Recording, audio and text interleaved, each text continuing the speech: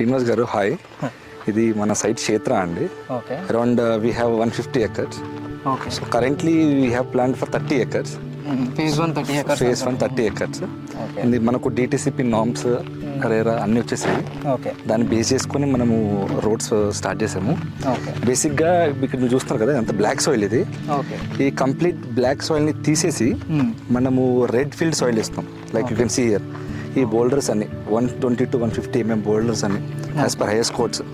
అది కింద సబ్గ్రేడ్ కింద వేసుకొని దాని మీద చాప మురం పోసుకొని. ఓకే. సో ఇదంతా అరౌండ్ సైట్ అంతా మీకు 1 to 1.5 feet depth, 1 to 1.5 feet depth black soil అంతా కట్ చేసి దాని మీద మనము ఈ పర్టికులర్ సాయిల్ అంతా ఫిల్ చేసి ఓకే. దీని మీద we're going for 6 inch of wet mix after rolling.